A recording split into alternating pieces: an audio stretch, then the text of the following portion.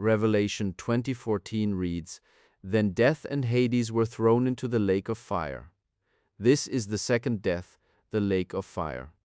Fausto Sozinus approached this sentence not as a riddle to be solved by speculation about metaphysical persons, but as a plain declaration of God's purpose in Scripture to be understood by careful reading of the Bible and the guidance of reason. In his manner, Socinus insisted that the plain sense of the text must govern doctrine. When imagery appears, it must be interpreted in a way that preserves the unity of God, the human and messianic character of Christ, and the moral aims of Revelation. Socinus read the image of death and Hades being cast into the lake of fire as the consummation of God's judgment upon the power that brings corruption and dissolution into the world. He did not see this as a triumphal celebration of endless torment for persons, but as the removal and final abolition of that which causes death. The expression "the second death" marks a final and decisive end. Scripture elsewhere teaches that the proper penalty of sin is death, for the wages of sin is death. Romans 6:23. To Socinus, the second death corresponds with this biblical language of deserved destruction. It is the righteous execution of the penalty of sin by God, in which death itself loses its dominion. This reading is consistent, in Socinus's view, with the teaching that immortality belongs properly to God. The apostle's words that God alone has immortality, 1 Timothy 6:16, were central to Socinus's argument against any notion that God contains multiple co-equal persons sharing the divine essence. If immortality is God's alone by nature, then the pronouncement that death and Hades are thrown into the lake of fire must mean that the state of death is brought to an end extinguished, not perpetually sustained. The one who grants life can also extinguish what opposes life. Thus, the lake of fire is not an eternal prolongation of suffering, but the means by which God removes the power of death. Socinus read other passages in harmony with this conclusion. When Jesus warns to fear him who is able to destroy both soul and body in hell, Matthew 10:28, the verb carries the sense of putting to an end. The same justice, Socinus taught, underlies the final scene in Revelation. The righteous administration of God's law requires that the consequence of willful rebellion be real and final. Ezekiel's insistence that each soul is responsible before God, Ezekiel 18, reinforced Socinus's insistence that the end allotted to the wicked is a just termination, not an eternal multiplication of suffering. Thus, the second death is the consummation of divine justice, which removes the obstacle of death itself. At the same time, Fausto Socinus insisted that the account in Revelation must be read in the light of Christ's office as presented in Scripture. Jesus is proclaimed in the New Testament as the one raised and given authority over judgment.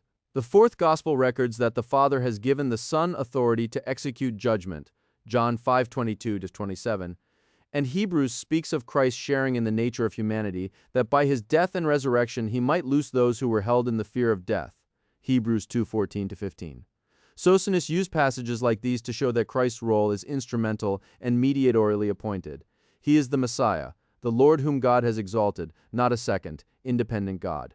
Christ's resurrection demonstrates God's power over death and inaugurates the defeat of death's tyranny. The final casting of death into the lake of fire is the completion of what the resurrection began. This careful distinction serves Socinus's broader theological aim, to affirm the strict unity of God. Deuteronomy's confession, "Hear, O Israel, the Lord our God, the Lord is one," Deuteronomy 6:4, and the prophetic pronouncements such as "I am the first and I am the last," Isaiah 44:6, echoed in Revelation, testify in Socinus's reading to the singularity of the divine being. When the New Testament speaks of the Father as the one who alone has immortality, and when it speaks of the Son as given life and authority, the proper and plain inference is that there is one sovereign God who alone is uncreated and self-existent, and that Jesus is the Messiah whom God sent, exalted to a role that he receives from the Father. From this foundation, Socinus turned the reader back to the practical thrust of the Revelation text. If the second death is the final end of death and Hades, then the point of Revelation is both warning and invitation. The gospel promises life, but that promise is knowledge of God and obedience to Christ's command. The Lord's own words, that eternal life is to know the only true God and Jesus Christ whom he has sent, John 17:3, are, for Socinus, decisive. Eternal life is not an ontological status conferred irrespective of moral transformation. It is entrusting oneself to the God who is one and living according to the law of love written by Christ. Thus, Revelation's warning of the second death is the motivator for holy living, not a theological support for speculative metaphysics about multiple divine persons. Socinus also read the final judgment scenes with attention to moral particulars. The Gospel pictures judgment as responsive to concrete works of compassion and obedience, compare Matthew 25:31-46, and Socinus held that God's justice will reward virtue and punish wickedness in accord with each person's deeds. The casting of death and Hades into the lake of fire, in this view, will be accompanied by the vindication of the righteous and the just execution of penalty upon those who persisted in rebellion. The imagery of fire, often used in Scripture as a symbol of purifying or of consuming judgment, is therefore understood as the means by which God accomplishes the removal of death's power. It is not proof that the wicked will be subject to unending conscious torment. It is evidence that sin's cause is to be eradicated. To summarize Socinus's approach as it bears on Revelation 20:14, the text is to be read in harmony with the whole witness of Scripture, which affirms the unity of God, Deuteronomium kapitel 6 verse 4, the unique immortality of God, 1 Timotheus kapitel 6 verse 16, the appointed messianic role of Christ who defeats death, John 5:22-27, Heb 2:14-15, and the distributive justice of God that renders death as the fitting consequence of sin, Rom 6:23, Matt 10:28. From these premises, Socinus concluded that the second death is the final righteous putting away of death and the end of the misery that sin has wrought. The passage therefore calls hearers to repentance and to the moral imitation of Christ, whose life and teaching show the way of life that escapes the second death. In the tone of the Reformation and of Socinus's own controversies, this reading meant to correct doctrines that, in his judgment, confused the unity of God and obscured the ethical heart of the gospel.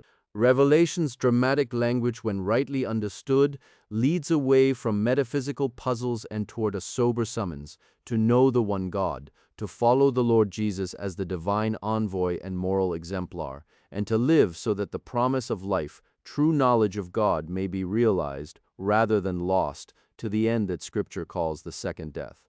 In closing, I want to encourage you. Examine for yourself, search diligently, read the Scriptures with an open and rational mind. Socinianism does not rest on tradition or church authority, but on the conviction that God's truth is rational, clear, and morally sublime. If this perspective has resonated with you and you wish to explore the biblical Unitarian view further, visit www.socinianismus.d for in-depth articles, studies, and reflections on central theological questions.